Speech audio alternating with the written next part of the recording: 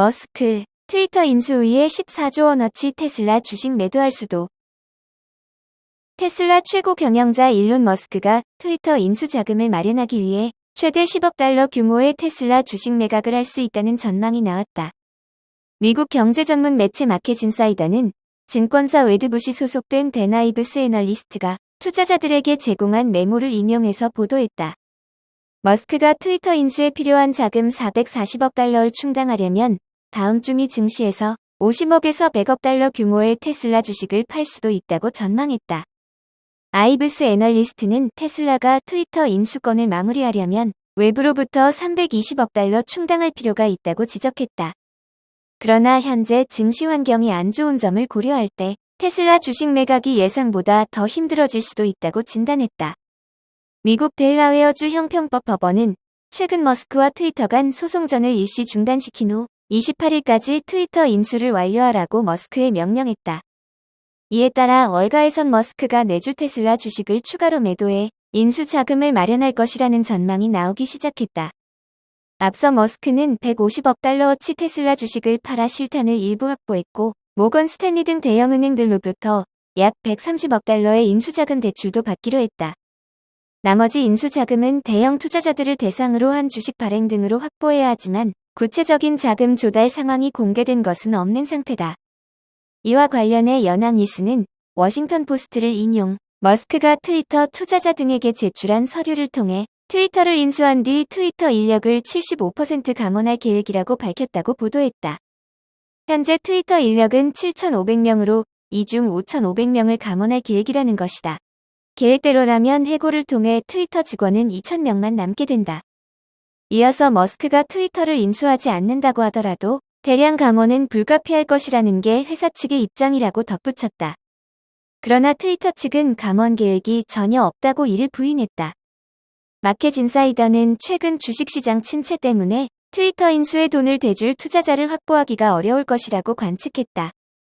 아이브스 애널리스트는 트위터 인수 거래를 바람맞히려는 투자자들이 많을수록 머스크가 더 많은 돈을 내야 한다며 이럴 경우 머스크는 테슬라 주식을 더 많이 팔아야 한다고 진단했다.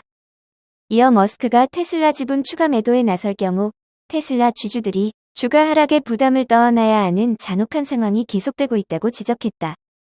이와 함께 트위터 자산을 담보로 머스크의 인수 자금을 빌려주기로 한 대형 은행들은 위험 분산을 위해 대출 채권을 시장에 다시 파는 인수 금융 재매각을 계획했으나 기준금리 인상과 경기 후퇴 우려 때문에 이 계획을 포기했다고 로이터 통신이 전했다. 애플, 아이폰 14 플러스 생산 40% 감축 통보. 프로 시리즈에 집중. 애플이 아이폰 기본 모델인 아이폰 14 플러스 생산량을 약 40% 감축할 것을 협력사에 요청했다는 관측이 제기됐다.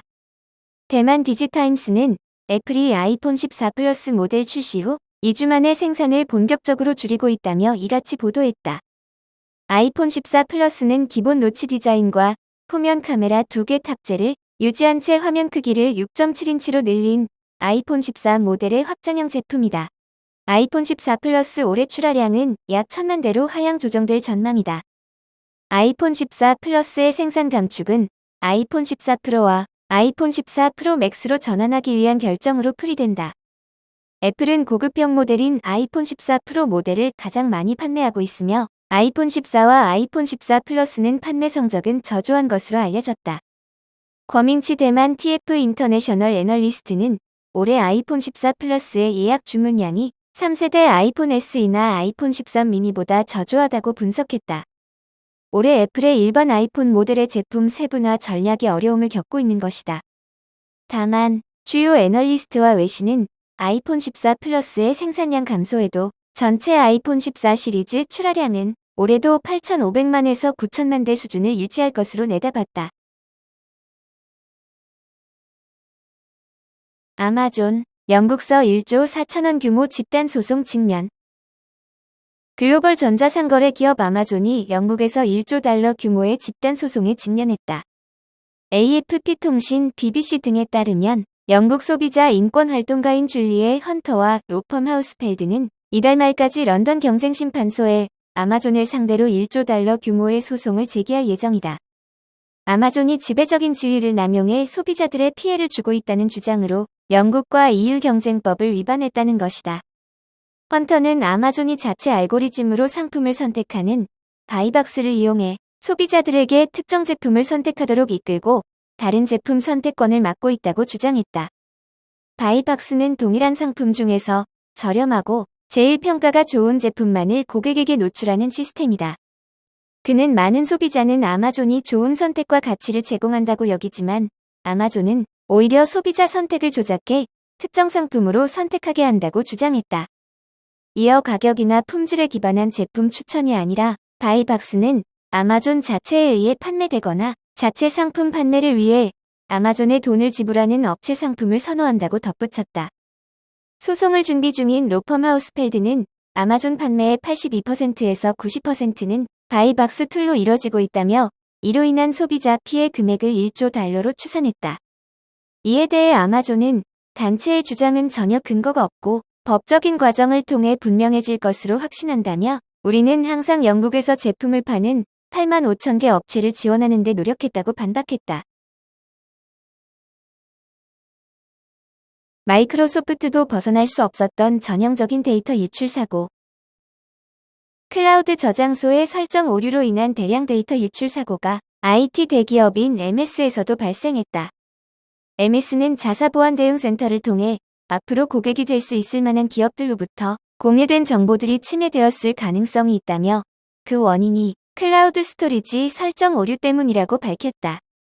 이러한 상황을 제일 먼저 알아낸 건 SOC레이더라는 보안업체로 MS가 관리하던 애저 블록 스토리지 버킷이 노출되어 있었다고 설명했다.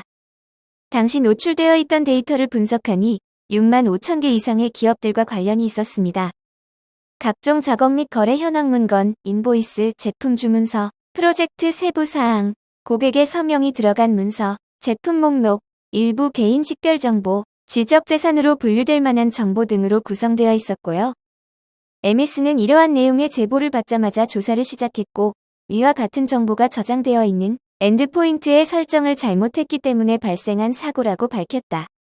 또한 실제 사건의 심각성보다 과장되어 알려지고 있다고 반박하기도 했다. 왜냐하면 중복되는 데이터들이 상당수 존재하기 때문입니다.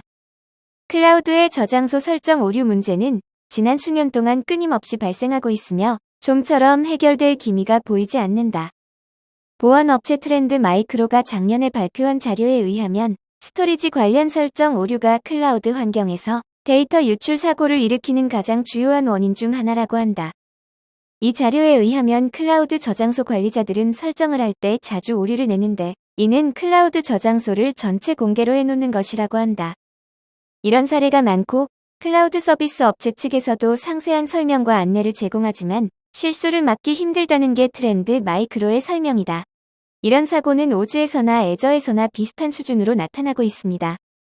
그런 상황이니 순전히 실수와 설정 오류 때문에 새나가는 데이터의 양이 어마어마하다. 이미 수년 전부터 다크웹에 이런 식으로 흘러들어간 데이터가 너무나 많아 따로 해킹할 필요가 없을 정도라는 말이 나왔을 정도다. 최근에도 보안업체 스카이아이 시큐리티는 한 클라우드 스토리지에 3TB의 공항 데이터가 저장되어 있는 것을 발견한 바 있다. 페루와 콜롬비아의 여러 공항 직원들의 개인 식별 정보가 포함되어 있었다. 보안 컨설팅 업체 네어스 컨설팅의 앤드류 헤이는 이번 사건이 개발자나 관리자의 부주의에 의한 일일 가능성이 높아 보인다는 입장이다. 누군가 일부러 비공개 옵션을 공개로 바꾸지 않은 이상 그러한 일이 벌어질 수 없습니다. 개발자나 관리자들이 업무 수행을 위해 건드리는 부분이죠. 하지만 그런 편리함 뒤에 보안 위험이 도사리고 있습니다. 우리가 수사의 편의를 위해 아무렇게 영장을 발급하지 않는 것처럼 데이터 접근에 대한 권한도 쉽게 받을 수 없어야 하는 게 맞습니다. 그런 중간 절차들을 당연하게 받아들이고 거기에 익숙해지는 것이 여러모로 권장됩니다. 현재까지 알려진 바에 의하면 MS는 중요한 데이터가 저장된 스토리지를 일반 대중들도 접근할 수 있는 상태로 열어둔 것으로 보인다. 이는 디폴트 설정도 아니라 누군가 이를 굳이 변경했다는 뜻인데 아직 어떤 과정으로 디폴트 설정인 비공개가 공개로 바뀌었는지는 알 수 없습니다. 샤오펑 자동차, 오는 24일 테크데이서 로봇 등 신기술 대공개. 오는 24일 저녁 8시 중국 전기차 스타트업인 샤오펑 자동차가 올해 2024 테크데이에서 로봇과 드론 등 신기술을 공개할 예정이라고 중국 자동차 전문 매체 태평양 자동차가 보도했다. 올해 샤오펑 자동차의 테크데이 테마는 추측에서 만남 그 이상으로로 이번 테크데이에서 샤오펑 자동차는 자율주행 및 스마트 상호작용 등 분야에서의 성과를 발표할 계획입니다. 그리고 스마트 로봇 및 플라잉카의 구성, 외관 디자인, 구동 방식 등 그간 연구개발 성과를 공개할 전망이다. 지난 2019년부터 시작된 샤오펑 자동차의 테크데이는 샤오펑 자동차가 세계의 미래 외출 수단에 대한 선진화된 사고 및 연구 결과를 공유한다는 사명을 가지고 진행해왔으며 이제는 자동차 및 기술 분야에서 매우 영향력 있고 중요한 행사로 자리 잡았다. 샤오펑 자동차는 지난해 2024 테크데이에서 샤오펑 자동차의 최신 기술이 모두 접목된 플래그십 전기차인 샤오펑 자동차 G9을 선보였다. G9은 중국 제조사로는 처음으로 개발한 SiC 모듈러 플랫폼을 위해 설계됐으며 단 5분 충전으로 200km를 달릴 수 있다. 당시 샤오펑 자동차 회장 겸 최고 경영자는 단순 전기차를 넘어 더 효율적이고 안전한 탄소 중립적인 모빌리티 솔루션을 제공할 것이라며 샤오펑 자동차가 미래 모빌리티 생태계를 조성하는 데 노력하겠다고 전했다.